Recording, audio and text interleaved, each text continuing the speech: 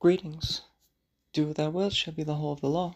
I'm Lexi Eve, and welcome back to another Magick Without Tears video. So today we're capping off the Three Schools of Magick with part 3 of that essay. Let's begin. Real quick, just to reiterate the previous two essays, the Yellow School is very aligned with the ideas expressed in Taoism, a dynamism of do nothing by going with the flow of nature.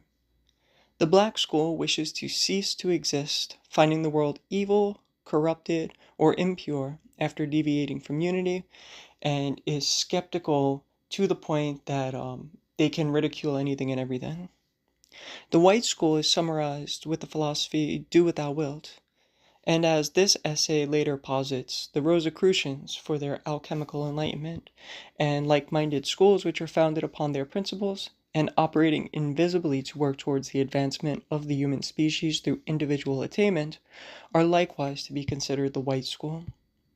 Again, in AA, the Great White Brotherhood, that consists of a working system that has synthesized the three schools into one, and this essay, towards the very end, talks about how the Book of the Law, the Lima, the Holy Books, Tomega Therion, essentially synthesized all three schools simply into the White School, practically, with do what thou wilt and other tenets as found in the Holy Books.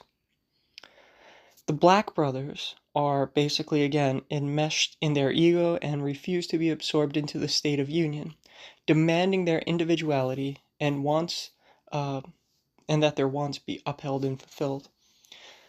Right before we start this, there are parts in this essay that I wanted to comment upon and draw parallels with today's Thelemic community. I refrain from doing so. Just take a look at who main characters are over the past 20 years and use the information that are in this essay to draw your own conclusions or not, right? Okay. The chapter begins, quote, Cara Sora, do what thou wilt shall be the whole of the law. It has been a long, I hope not too tedious, voyage. But at last the harbor is in sight. Our essay approaches its goal, the theory of life to which initiation tends. Let us continue. There is in history only one movement whose object has been to organize the isolated adepts of the White School of Magick, and this movement was totally unconnected with religion, except insofar as it lent its influence to the reformers of the Christian Church. Its appeal was not at all to the people. It merely offered to open up relations with and communicate certain practical secrets of wisdom to isolated men of science through Europe. This movement is generally known by the name of Rosicrucianism. End quote. In truth, most of the quote-unquote founders of religions were not trying to form a religion. They were mostly men of science, observing and experimenting with the universe to better understand it. They would make a discovery, synthesize a formula which encapsulated their discovery, and preach it to the masses. The followers of these main people who ended up starting these religions would basically become very zealous at the discoveries. They'd be very happy by what they were hearing, reach some minor degree of enlightenment, continue to congregate, and spread these messages to the multitude, thus forming religion. Today, in almost every case, what we have is a game of telephone. The prophet teaches one thing, the student interprets the message and shares it, changing it slightly by the fraction of degree of their own experience which allows them to understand the message, and so on and on through the students of the students of the students. Now, over the course of 1,000, 2,000, 3,000 years, practices, beliefs, and superstitions sprout up which were never part of the original message. And never mind detractors who never understood anything and go on a campaign of propaganda against the religion, sometimes correct in their analysis of what they got exposed to, but if they could get back to the original root message, they might have been able to see the science behind what was initially being taught. All that to say, what religion becomes is affected by everyone who contributes to it. Many of them just happen to be completely misled or stupid. In the case of Rosicrucianism, they were operating invisibly, they were doing their alchemical sciences, they were doing their esotericism, and the plan in Fama Fraternitatis was basically to send a few adepts out to different parts of at least Europe and try to spread this message discreetly, but to get it into the masses, inject it into the masses so people could grow from it, but without letting in people who are going to corrupt their work or distract their work, right? So you let the wrong people into your community, it really screws up the community, is what I'm saying. To continue and to paraphrase, the author goes on to mention the Rosicrucians and how they have remained in the background, not publishing anything since their Fama Fraternitatis, working in such secrecy that many have thought the order to, quote, have been a practical joke, end quote, of the age. The lineage of the Rosicrucians up to the present day we're not going to get into. Suffice it to say that many groups claim a direct lineage, and it matters not whether they understand the literature they claim to possess or are complete charlatans. It is up to the student to decipher the mysteries for themselves, and any traps laid, be they intentional or not, are ultimately a decent enough way of filtering out those who aren't really ready for the great work. Almond states the main purpose of their doctrine in the following paragraph. The Rosicrucians, quote, correspondence with alchemy is one genuine fact on the subject which has been allowed to transpire. For the Rosicrucian, as indicated by his central symbol, the barren cross on which he has made a rose to flower, occupies himself primarily with spiritual and physiological alchemy, taking for the first matter of the work a neutral or inert substance, he deliberately poisons it, so to speak, bringing it to a stage of transmutation, generally called the black dragon. He then proceeds to work upon this virulent poison until he obtains the perfection theoretically possible. End quote. Essentially, perfecting a dead matter to eternal life. Not obliteration, no fear of science. The alchemist works by retrieving the spark, the essence of the substance, and raising it up to its highest potential. Moving on, quote, we have been obliged to expose, perhaps at too considerable a length, the main doctrines of the three schools. The task, however tedious, has been necessary in order to explain with reasonable lucidity their connection with the world which their ideas direct, that is to say, the nature of their political activities, end quote. So here, we're going to move on to how the three schools interact with the world based on their doctrines, beginning with the yellow. Quote, the yellow school, in accordance with its doctrine of perfectly elastic reaction and non-interference, holds itself, generally speaking, entirely apart from all such questions. Generally speaking, it feels that any conceivable action on its part would be likely to increase rather than to diminish the mischief. It remains somewhat contemptuously aloof from the eternal conflict of the black school with the white. At the same time, there is a certain feeling among the yellow adepts that should either of these schools become annihilated, the result might well be that the victor would sooner or later turn his released energy against themselves. End quote. Similarly was said in the previous essays. The idea is that the yellow does not interfere in world events like the white and black do. Usually it goes with the flow of what is happening, save in the event one of the other schools becomes too big for their britches and seizes the opportunity to take them down a peg and restore balance. They do this, according to the author, out of self-preservation, rather than a want to do so to promote an agenda. They may interfere with the white or black schools when they perceive the presence of one becoming too strong to avoid more difficult struggles later on as well. So basically, unless they are they get interfered with, or they perceive a potential for direct interference in their lives, the yellow doesn't do anything. It's going with the flow. It's happy to just do its work, and period. Right? Quote, during the last 2 generations, the masters of the yellow school have been compelled to take notice of the progressive ruin of the white adepts. Christianity, which possessed at least the semblance of a white formula, is in the agonies of decomposition, even before it is actually dead. Materialistic science has overwhelmed the faith and hope of the Christians. They never possessed any charity to overwhelm. With the demonstration of the sorrow, transitoriness, and cruel futility of the universe, a vast wave of pessimism has engulfed the fortress of man's soul. End quote. So really quick, Man's Soul. The Holy War was written by John Bunyan. an allegorical 17th century novel which takes place in a city called Mansul, or a town, as fractions fight under the armies of Shaddai and Diabolus to dictate the course of mankind's destiny. On the degradation of Christianity, I have a few points. Have you ever noticed that today's churches are full of such sorrow? You walk into one, and especially in the US, I guess it's just the church in general, you walk in and there's just this dense feeling of sorrow and grief. Well, that the laymen who attend their sermons have been beaten down relentlessly with the claimed fact that they are all sinners, living in a spiritually corrupt world, and that the congregation know that they do not live up to the standards of the religion and thus walk around full of shame and indignity because they believe they are already condemned. If you walk into a church, the walls have been soaking in this sorrow and contempt for generations. They also take the Jewish idea of original sin, coupled with their Greco-Christian idea of hell based primarily upon, John's dream, Dante's Inferno, and Milton's Paradise Lost, which the Jews do not have in their doctrine. So this idea of original sin, you're already screwed and condemned to hell, right? And so that's where all of their outreach, for lack of a better term, they have to go save people because you have original sin and you're going to hell, is this idea that's become more and more prevalent over the past several hundred years.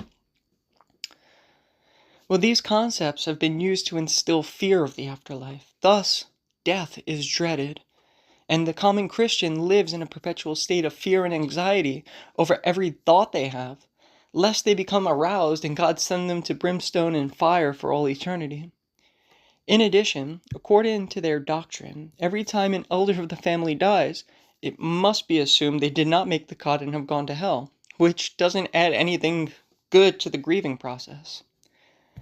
Add the fact that organized Christianity has railed against scientific progress for over a millennium, and it's no wonder their churches are as empty as their sermons in today's world. Enough people hopefully have at least caught onto the grift of money and power via the churches, and have now either become atheists or have been exposed to more up-to-date and scientific spiritual notions.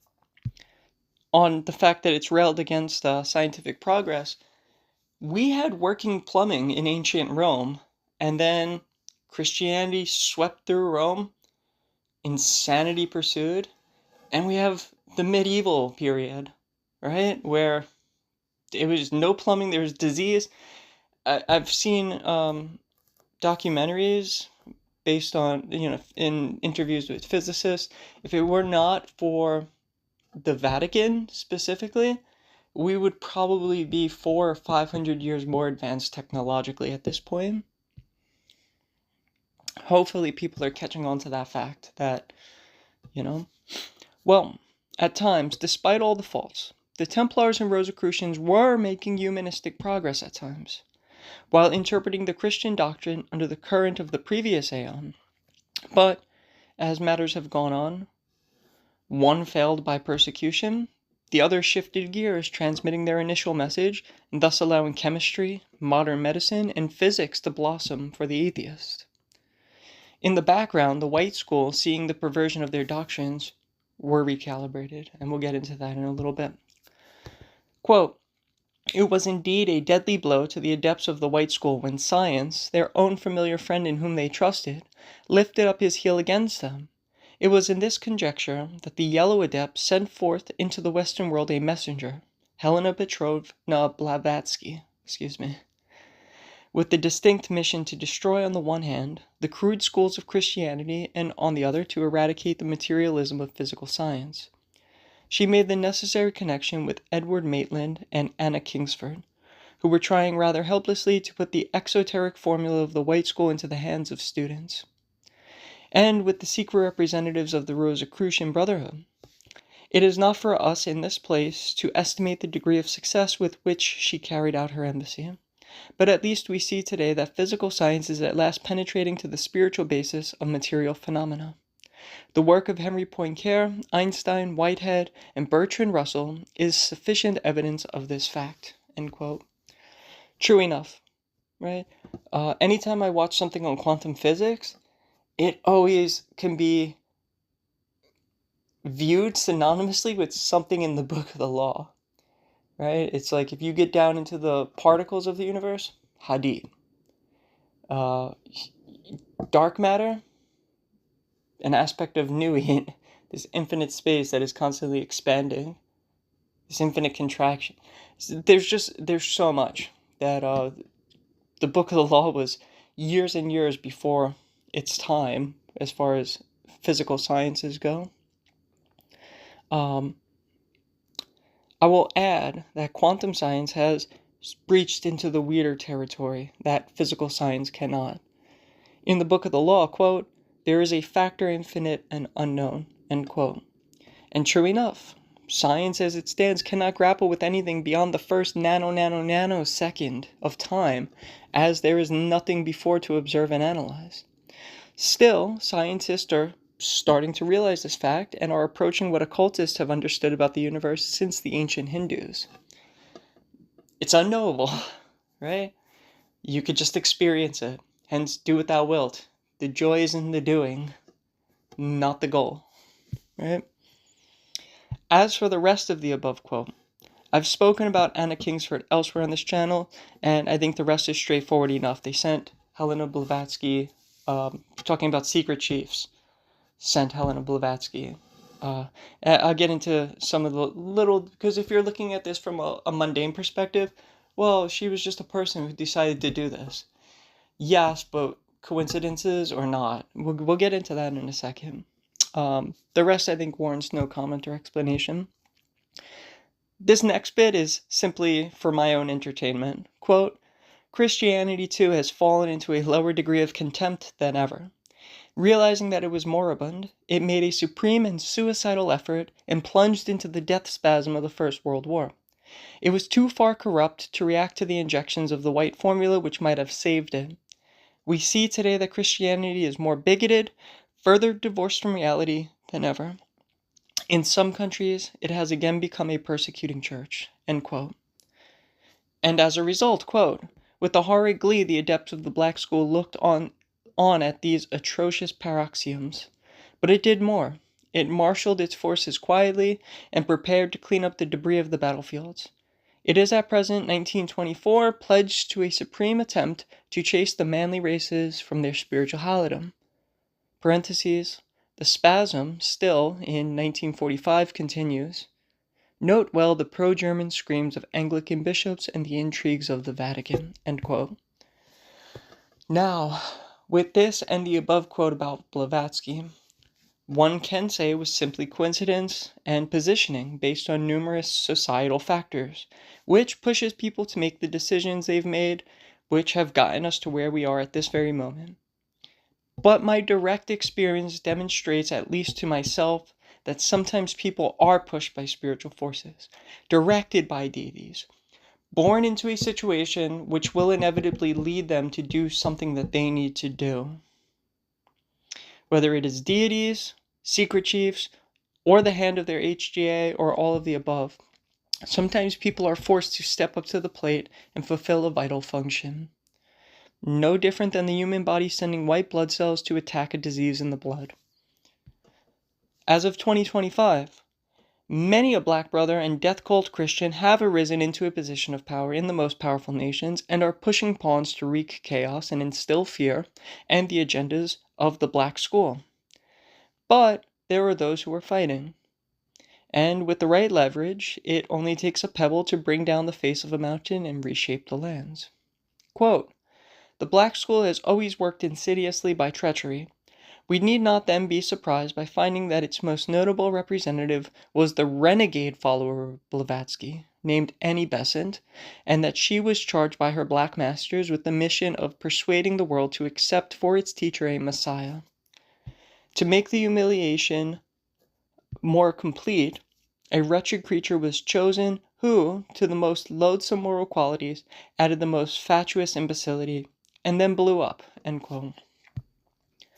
So there was a minor skirmish that broke out, and several sources reference Crowley postulating himself as the prophet of the Aeon against Krishnamurti. This was written a little bit before, but The Star in the West by J.F.C. Fuller props up Crowley in this light. You can use Google sources about this topic. If you look at Crowley and Krishnamurti, some articles will pop up. Also, besides Annie Besant, there was her co-conspirator Charles W. Leadbeater, who was as bad, if not worse than her, in his overt racism, misogyny, and homophobia. The secret doctrine by Blavatsky was also twisted and ended up being used by the Nazis in World War II to help formulate their master race theories. Perhaps Martha Kunsel of AA also had something to do with it, but I know too little of her to say. She died in 1941, and she was a big advocate for Hitler. So it's quite possible that she was, injecting some occult philosophy into the Nazi zeitgeist and, overall group consciousness. Bringing this essay up to present day, the United States is a good microcosm on full display, as it has in many ways become a present-day Mansell. If you look at the two main parties, one is for embracing individuals' freedom to religion, sexuality, and science. The other party is the exact opposite. The latter is riddled with, guess what? Late-stage Christianity followers and neo-Nazis. So, this just goes to show how the consciousness of religious movements has shaped the present day, and the three main schools, whose philosophies are still very much affecting matters, are on full display. Mind you, this is, of course, not to say all Christians are debased, nor all people in the party who are in the opposition to the party in power right now are good people who have the thread, right? But the overarching goals of the two parties are a demonstration of the evolution of ideologies from 1924 to 1945 to the present day. Also, it says earlier on, right, Rosicrucians, like-minded people, tried to inject certain formula of science into Christianity, that it had the potential for white. I don't relish the fact that it's necessarily dying. I just think that it's an outdated technology at this point. There is, in Thelema, a much more scientific, better way for understanding self and the universe, fulfilling your function as an individual, and understanding why you are here. Even in old Christianity, God made us. Why? I don't know, right? It's like there's no answers there.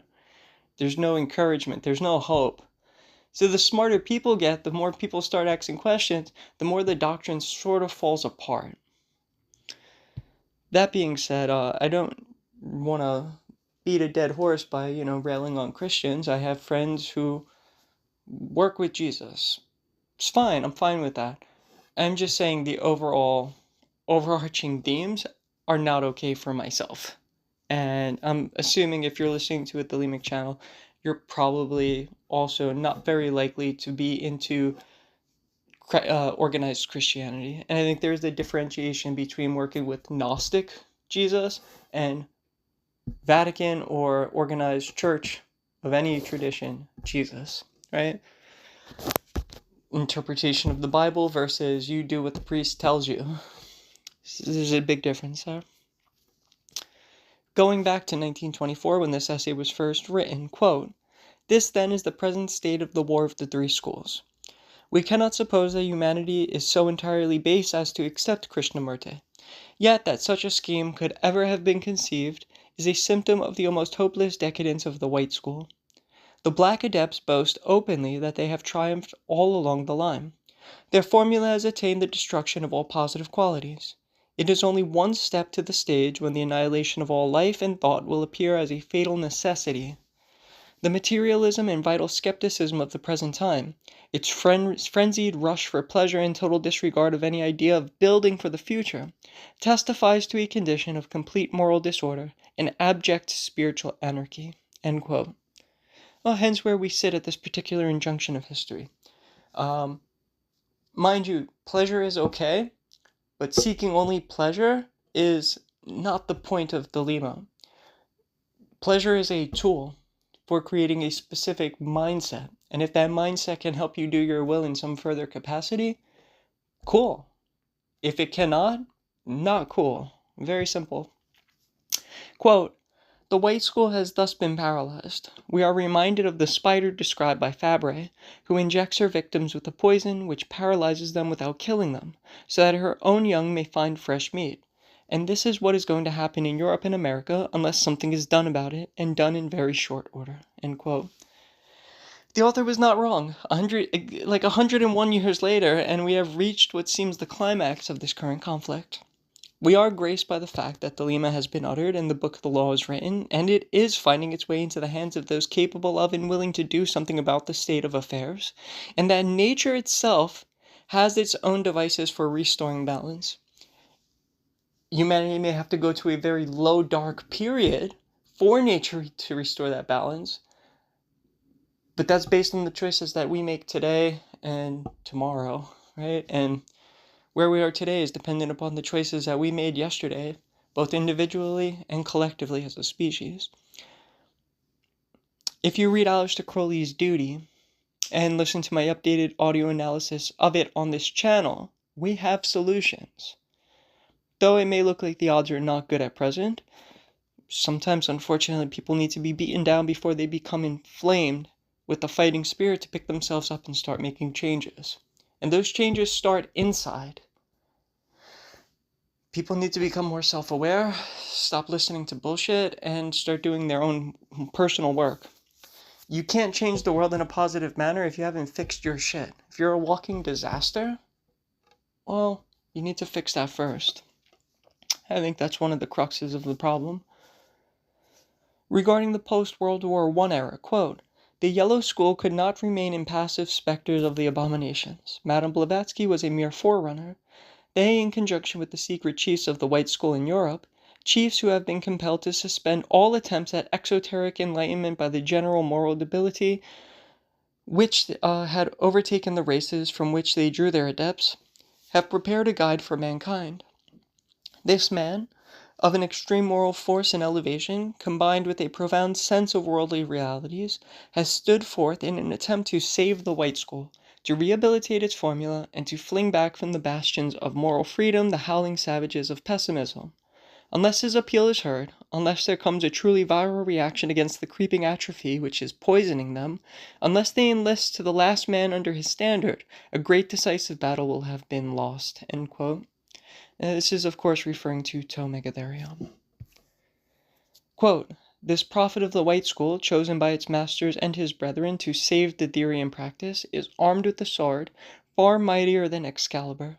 He has been entrusted with a new magical formula, one which can be accepted by the whole human race. Its adoption will strengthen the Yellow School by giving a more positive value to their theory. While leaving the postulates of the Black School intact, it will transcend them and raise their theory and practice almost to the level of the Yellow. As to the White School, it will remove from them all taint of poison of the Black, and restore vigor to their central formula of spiritual alchemy by giving each man an independent ideal.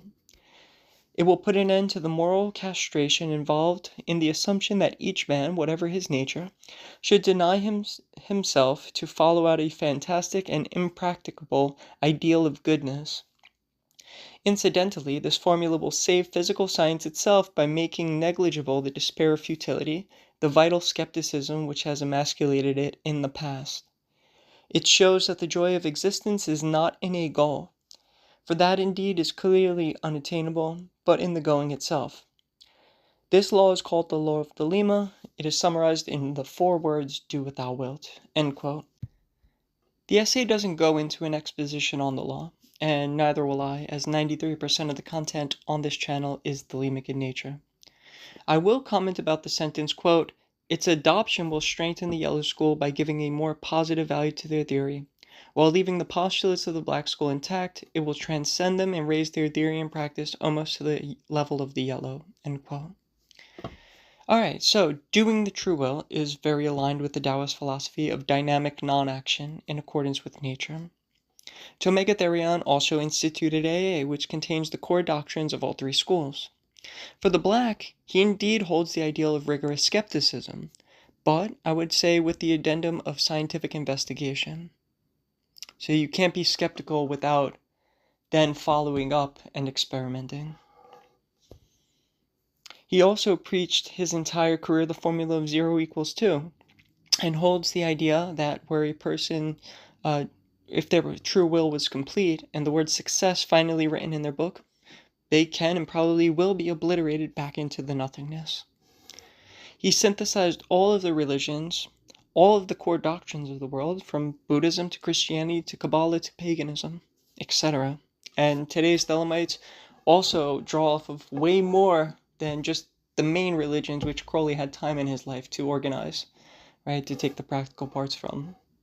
I know Thelemites who do things from many different traditions. They might even belong to initiated groups of said traditions and still be doing Thelema.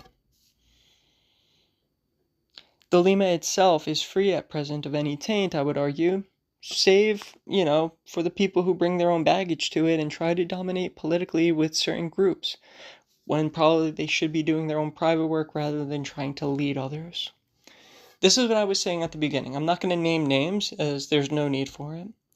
All I will say is that another danger to watch out for is black brothers. Those who are profiting off of hate speech cloaked in a cadence of foul liberty. Quote, "From the deepest point of view, the greatest value of this formula is that it affords, for the first time in history, a basis of reconciliation between the three great schools of magic. It will tend to appease the eternal conflict by understanding that each type of thought shall go its own way, develop its own proper qualities, without seeking to interfere with other formula, however superficially opposed to its own. What is true for every school is equally true for every individual. Success in life, on the basis of the law of Thelema, implies severe self-discipline. Each being must progress, as biology teaches, by strict adaptation to the conditions of the organism.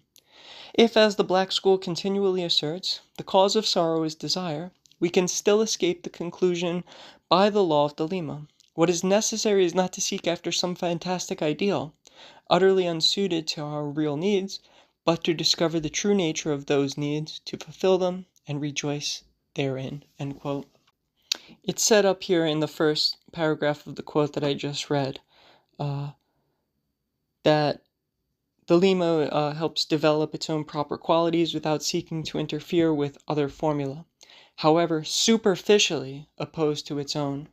Using that term superficially, if we look at I believe it was the first of the three essays, where it references, the three children coming to cloak their father, who was naked and drunk, they all had the same goal, they just approached it in different manners. So the opposition is superficial. They all have the same goal. It was just a matter of how they went about doing it, right? So I wanted to mention that. The goal is pretty much should be the same. We're existing in the same universe, observing the same phenomenon. We're just coming to different conclusions about how to go about doing this and what the end goal is. Thelema itself, as I'll talk about in just a second, eliminates that need for the end goal and thrives in just the doing. In a nutshell, right? Do what thou wilt requires one to fully understand themselves and the environment, formulating their will based upon the deepest introspection. I like the quote about the process from the Diary of the Drug Fiend. I'll put it on the screen now, and if you'd like to read it, you can pause and do that quickly. But, in addition, the above quote makes clear we are not to waste our time by chasing our every want and fantasy. One must let go of all that. These things bring little satisfaction. The only true joy we can experience is by putting all of our time, energy, and full efforts into fulfilling the function for which we are suited to accomplish. I look at it like this. Consider the universe an enormous organism. We are each one tiny cell in that vast body. We must figure out exactly what the function of that cell is and do that thing 100% efficiently. Were a white blood cell to try to attack the liver, well, it would not be able to because it's just one cell. It would be destroyed in its own process. But if that cell were to conspire to rally all of the white blood cells it can to attack the liver, so that it can reign supreme and lord over all its minions who it's sending to attack, they would ultimately attack the liver and destroy the organism. That is the state of humanity at present. We want things which either distract us from doing our will or otherwise are harmful to our and others' well-being. Then, most important, when doing the will, it isn't about the end result, it's about the doing. The goal is the journey itself, the struggles, the fight, the experience of it. Quote, "This process is what is really meant by initiation. That is to say, the going into oneself and making one's peace, so to speak, with all the forces that one finds there." End quote. Think about this quote from Liber LXV, chapter 2, verses 20 to 25. "A little crazy boy that rode with me spake unto the swan and said, Who art thou that dost float and fly and dive and soar in the inane? Behold, these many aeons have passed. Whence camest thou? Whither wilt thou go? And laughing I chid him, saying, No whence, no whither. The swan being silent, he answered, Then, if with no goal, why this eternal journey? And I laid my head against the head of the swan and laughed, saying, Is there not joy ineffable in this aimless winging? Is there not weariness and impatience for who would attain to some goal? And the swan was ever silent, but we floated in the infinite abyss. Joy, joy, white swan, bear thou ever me up between thy wings." Quote, "It has been said by some that the law of Thelema appeals only to the elite of humanity. No doubt, here is this much in that assertion, that only the highest can take full advantage of the extraordinary opportunities which it offers. At the same time, the law is for all. Each in their own degree, every man and woman may learn to realize the nature of their own being and to develop it in freedom. It is by this means that the White School of Magic can justify its past, redeem its present, and assure its future by guaranteeing to every human being a life of liberty and of love." End quote. The highest are of us, right? Nuit says, I believe it's in chapter 1, but the highest are of us. Right? But the law is for all.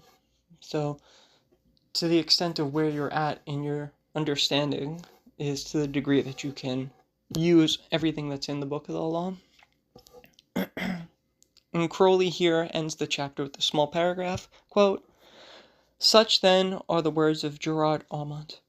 I should not like to endorse every phrase, but the whole exposition is so masterly in its terse, tense vigor, and so unrivaled by any other document at my disposal, that I thought it best to let you have it in its own original form, with only those few alterations which lapse of time has made necessary." End quote.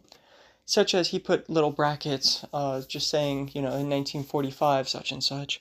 It was like one or two little things in the essay. It's possible he did more editing, but there's no record of that, so.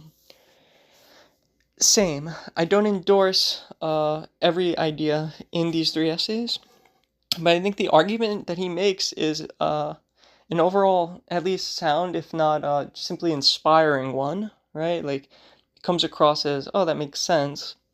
And I think it's an interesting preponderance about the interactions of various schools of thought, as well as a unique lens to put over history and see how we got to where we are, which is ultimately a good guide to where we are going, right? As when you can look at the past and see the turning of events from point to point, you can more accurately predict what will occur naturally on its own, as well as if you apply certain leverage to any situation along the way forward.